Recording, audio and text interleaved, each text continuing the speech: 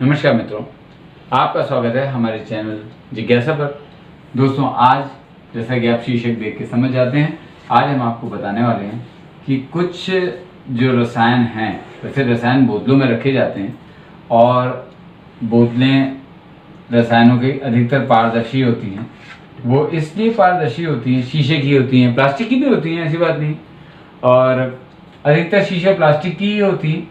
वो इसलिए कि वो पारदर्शी होने से ये फायदा होता है कि उनको आसानी से देखा समझा जा सकता है और उनको सस्ता भी लगता है इसमें रखना, मतलब इनकी लागत कम पड़ती है इन बोतलों में रखना, बाहर से देख के पहचाना जा सकता है आसानी से।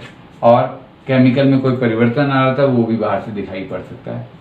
लेकिन रसायनों को, बहुत सारे रसायनों को गाढ़ी कत्थई यानी डार्क ब्राउन, गाढ़ी कत्थई बोतलों में रखा जाता है। वो दोस्तों क्यों रखा जाता है? जब पारदर्शी बोतलों में रखना ज़्यादा सुविधाजनक, ज़्यादा आसान और ज़्यादा सस्ता है, जैसा कि मैंने आपको बताया, तो फिर इन्हें गाढ़ी कत्थई बोतलों में रखने का क्या मतलब है? गाढ़ी कत्थई बोतलों में तो और खर्चा भी ज़्यादा होगा और वो उतने स्पष्ट दिखेंगे भी। दोस्तों, इसकी भी वजह है, केवल गाढ़ी कत्थई नहीं, किसी किसी को हल्की लाल, हरी बोतलों में भी रखा जाता है किसी किसी रसायन को। उन सब की वजह है, खास वजह है, चलिए मैं आपको बताता हूँ। एक वजह तो ये है दोस्तों कि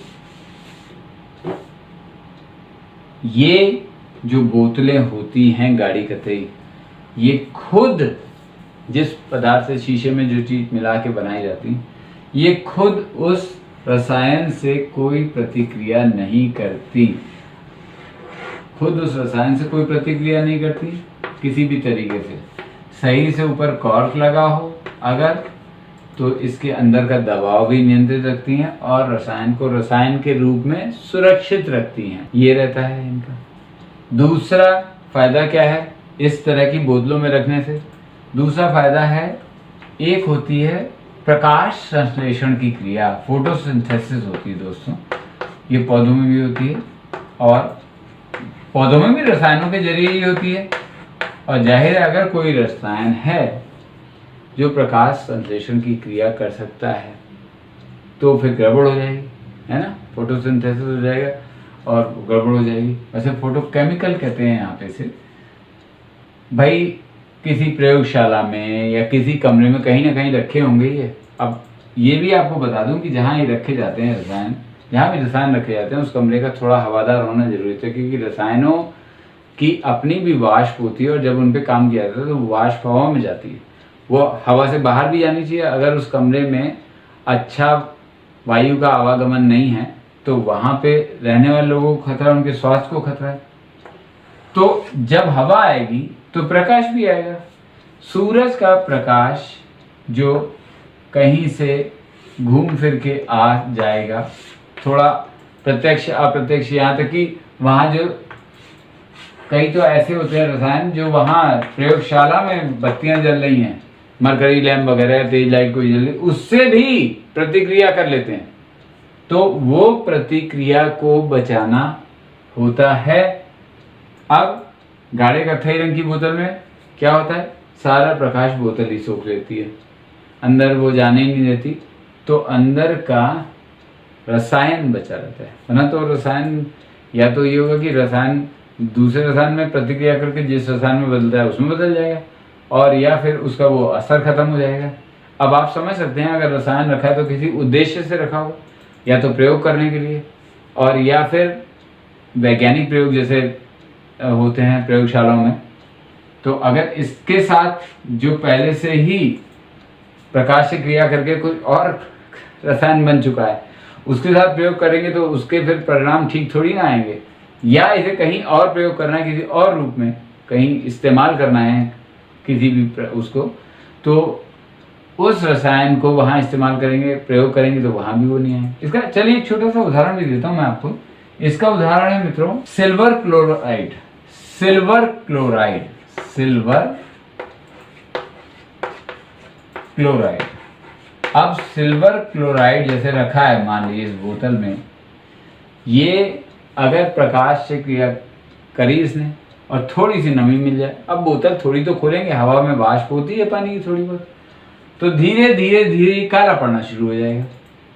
तो ऐसे तो फिर इसका उद्देश्य खराब हो जाएगा, पैसा भी खराब होगा। भाई अगर कोई रसायन लाए तो इसी काम के लिए तो लाए कि वो जिस उद्देश्य से लाएगा उसमें इस्तेमाल हो जाए। वो रसायन रहेगा ही नहीं, किसी और रसायन में बदल जाएगा तो भी नुकसान होगा। एक चीज मैं आपको और बता दूं, इन बोतलों को अगर ठीक से बंद रखा जाए तो ये जीवाणु वगैरह भी लग जाते हैं। इनमें कई सारे रसायनों में जीवाणु लग जाते हैं, आपको पता है, फंगस लग जाती है, उससे भी बचाता है। इस तरीके से ये एक फायदा और करता है।